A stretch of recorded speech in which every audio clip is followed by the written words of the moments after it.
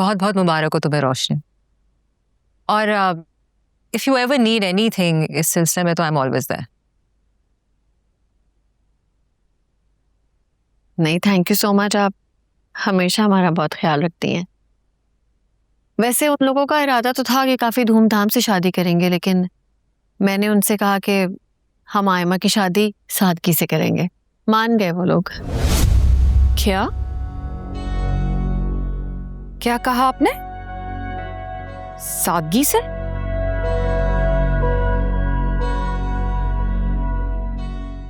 हाँ, तो और क्या कहती।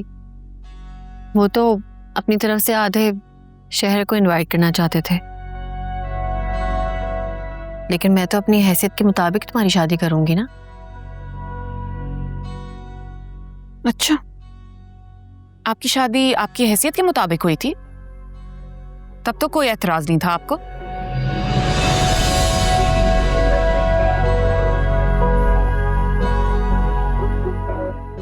मेरा एतराज करना बनता भी नहीं था। और वजह तुम जानती हो, हमारी तरफ से कोई अरेंजमेंट नहीं था। सब कुछ फहमीना जी ने किया था। तो अब भी मत करें। शहीर है ना, वो कर लेगा। लेकिन एक बात तय है, मेरी शादी भी आपकी तरह धूमधाम से ही होगी। बात खत्म।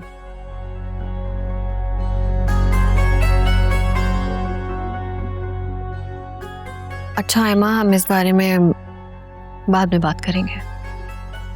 बाद में क्या बात करेंगे? देखो आयमा, मैं अपनी तरफ से पूरी कोशिश करूंगी कि तुम्हारी शादी में कोई कमी ना रहे।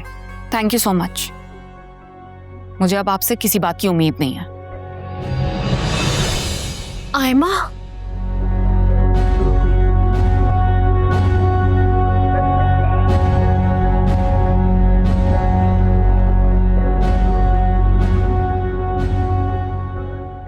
सबसे पहले तो दिस वाज हाईली ऑकवर्ड। ये कोई बात है सबके सामने करने वाली? जेलस किस्म की लड़की है ये, कुछ समझ नहीं आती मुझे।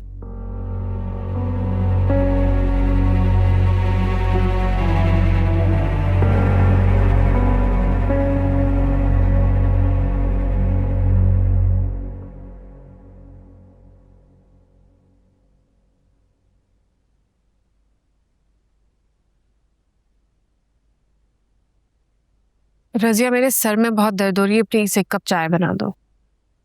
जी अच्छा।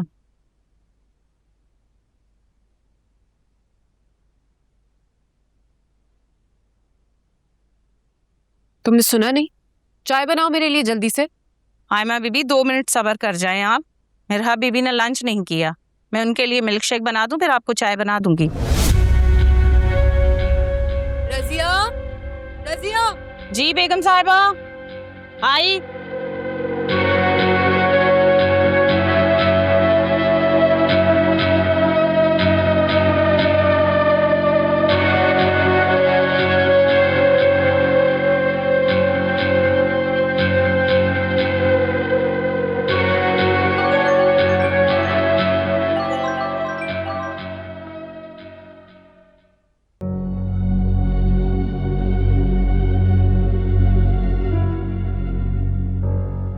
इतना बड़ा फंक्शन अफोर्ड नहीं कर पाऊंगी।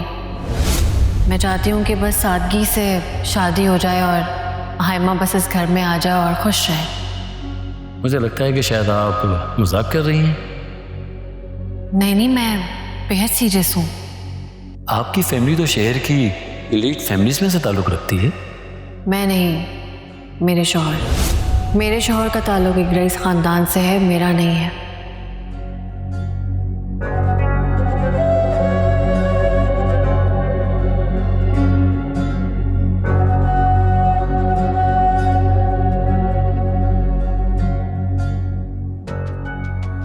कितनी इंसल्ट करवाई है तुमने? मैंने?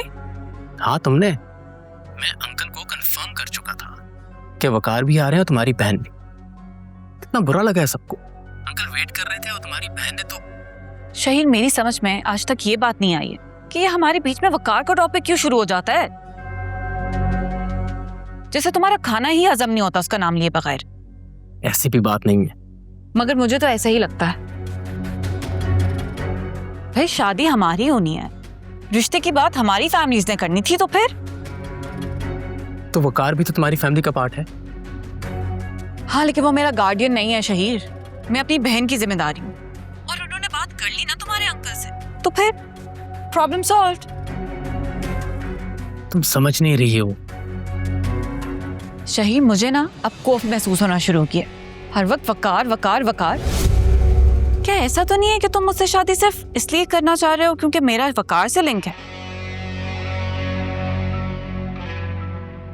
और मेरे थ्रू तुम मुझसे इनडायरेक्टली ताल्लुक जोड़ना चाह रहे हो? Because he is a well known powerful businessman.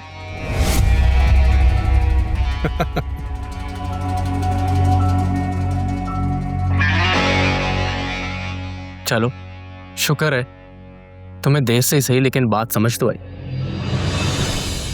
मैं तुमसे बाद में बात करती हूँ।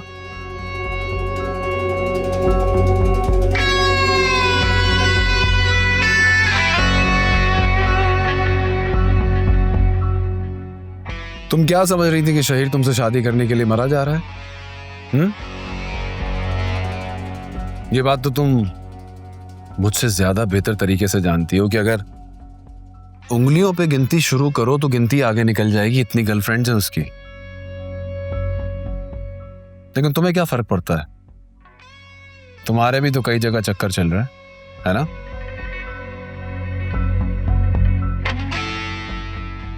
अच्छा, अगर मैं इतनी बुरी और काबिले नफरत थी तो तुम क्यों मरे जा रहे थे मेरे पे?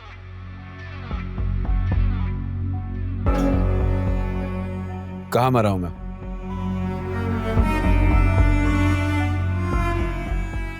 बिल्कुल ठीक हूं मैं। बहुत खुश हूं और सैटिस्फाइड जिंदगी गुजार रहा हूं रोशनी के साथ। अच्छी तसल्ली है। झूठी तसल्लियां देना तुम्हारा काम है,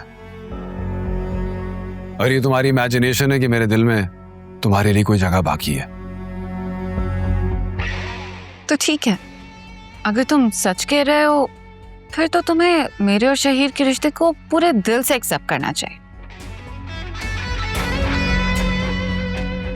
तुम्हें क्या तकलीफ हो रही है मेरी उससे शादी से?